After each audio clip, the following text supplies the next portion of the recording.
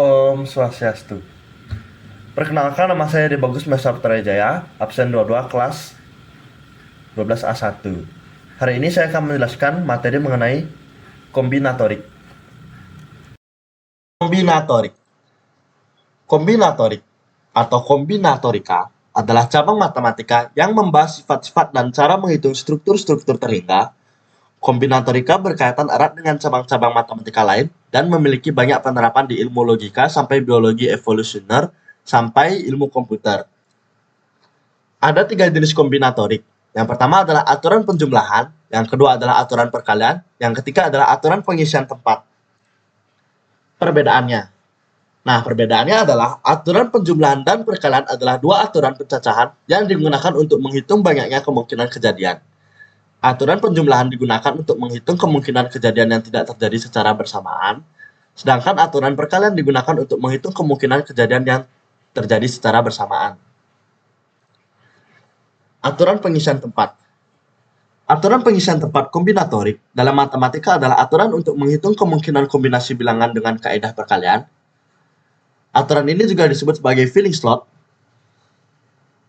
Aturan pengisian tempat kombinatorik dapat diterapkan pada beberapa contoh soal seperti 1. Menentukan jumlah bilangan, 2. Menentukan jumlah pengurus OSIS, 3. Menentukan jumlah bilangan genap atau habis dibagi 5 yang dapat terbentuk dari sekumpulan angka.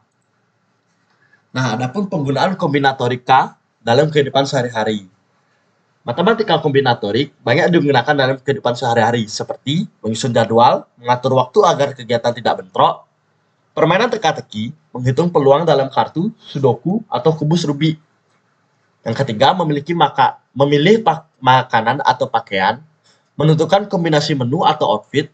Yang keempat, mengantri dan membagi tugas, menyusun urutan layanan atau pembagian kerja.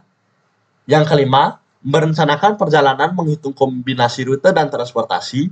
Yang keenam, menata tempat duduk, menentukan formasi duduk dalam acara. Yang ketujuh, membuat playlist, mengurutkan lagu atau film sesuai selera. Yang ke-8, menghitung peluang dalam lotre, cuaca, atau prediksi lainnya. Kombinatorik membantu kita membuat keputusan lebih efisien setiap hari. Selanjutnya kita akan masuk ke contoh soal dari aturan penjumlahan. Wizard akan membeli sebuah piring dari suatu toko peralatan rumah tangga yang menyediakan 6 jenis piring pecah belah dan 4 jenis piring plastik. Maka banyak pilihan Wizard membeli piring adalah, Wizard ingin membeli sebuah piring dari sebuah toko peralatan rumah tangga. Toko tersebut menyediakan dua jenis piring, yaitu 6 jenis piring pecah belah dan 4 jenis piring plastik. Tugas kita adalah menentukan berapa banyak pilihan piring yang bisa dipilih oleh Wizard. Nah, penjelasannya adalah, karena Wizard hanya akan membeli satu piring, maka dia bisa memilih salah satu dari semua jenis piring yang tersedia. Jumlah total pilihan dihitung dengan menjumlahkan kedua jenis piring yang tersedia, yaitu 4 dan 6. Maka, jawabannya adalah banyak pilihan Wizard membeli piring adalah 6 ditambah 4, yaitu adalah 10 pilihan piring. Contoh soal berikutnya. Di kamar Echa, terdapat 5 jenis dress lengan pendek yang berbeda-beda, 3 jenis dress lutut yang berbeda-beda, dan 4 jenis dress lengan panjang yang berbeda-beda. Jika Echa ingin pergi dengan dress, ada berapa pilihan dress yang dapat dipilih Echa? Nah, dari soal kita tahu bahwa di kamar Echa terdapat berbagai jenis dress dengan model yang berbeda, yaitu 5 jenis dress lengan pendek, 3 jenis dress lutut, 4 jenis dress lengan panjang. Echa ingin pergi dengan memakai salah satu dress yang dimilikinya. Tugas kita adalah menghitung berapa banyak pilihan dress yang bisa Echa pilih untuk berpergian. Nah, penjelasan jawabannya adalah, karena Echa hanya akan memilih satu dress, maka jumlah total pilihan dress yang tersedia dapat dihitung dengan menjumlahkan semua jenis dress yang ada. Maka jawabannya adalah, banyak pilihan dress yang dapat dipilih Echa untuk berpergian adalah 5 dress pendek, ditambah 3 dress lutut, ditambah 4 dress dengan lengan panjang, sama dengan 12 pilihan dress.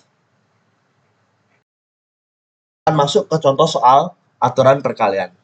Bu Kinasi akan mengikuti lomba busana kebaya di tempatnya bekerja. Jika ia memiliki 3 kebaya, 5 selendang, dan 2 pasang sepatu, maka banyaknya komposisi pemakaian kebaya, selendang, dan sepatu adalah, Bu Kinasi akan mengikuti lomba.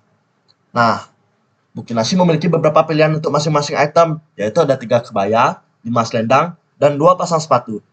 Tugas kita adalah menentukan berapa banyak komposisi pakaian yang bisa dipilih oleh Bu Kinasi untuk tampil di lomba. Karena setiap kebaya bisa dipadukan dengan setiap selendang dan setiap sepatu, maka kita menghitung jumlah total kombinasi dengan cara mengalihkan semua pilihan yang tersedia. Maka kita akan dikalikan 3 kebaya dengan 5 selendang dan 2 pasang sepatu. Maka hasilnya adalah 30. Jadi banyaknya komposisi pemakaian kebaya, selendang, dan sepatu yang bisa dipilih Bu Kinasi adalah 30 pilihan. Itulah contoh soal aturan perkalian yang kedua. Maya akan menuju kantor A ke kantor C melalui kantor B. Berdasarkan soal tersebut, diketahui bahwa dari kantor A ke kantor B dapat ditempuh dengan 3 cara, sedangkan dari kantor B ke kantor C bisa ditempuh dengan 2 cara.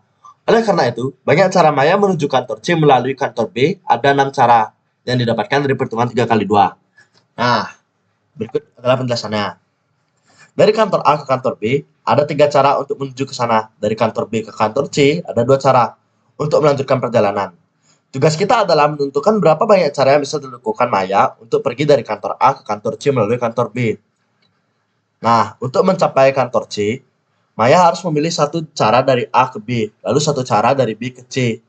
Karena setiap pilihan dari A ke B dapat dipadukan dengan setiap pilihan dari B ke C, maka jumlah total yang dapat ditempuh dihitung dengan perkalian.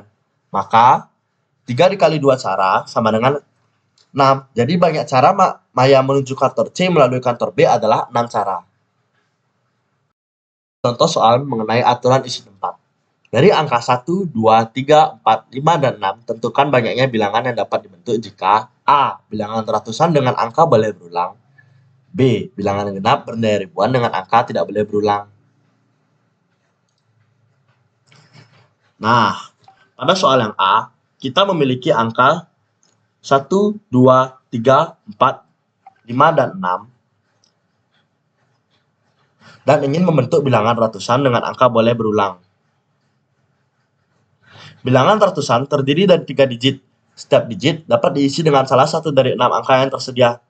Karena angka boleh berulang, maka setiap digit memiliki 6 pilihan. Karena setiap digit dapat dipilih secara bebas dari 6 angka yang tersedia, maka total banyaknya bilangan ratusan yang dapat dibentuk dihitung dengan 6 dikali 6 dikali 6. Jadi banyaknya bilangan ratusan yang dapat dibentuk adalah 216 bilangan. Kita lanjut ke soal yang B. Kita memiliki angka 1, 2, 3, 4, 5, dan 6. Dan ingin membentuk bilangan bernilai ribuan yang genap dengan syarat angka tidak boleh berulang. Bilangan ribuan berarti terdiri dari 4 digit. Bilangan tersebut harus genap, sehingga digit terakhir dalam kurung satuan harus angka genap.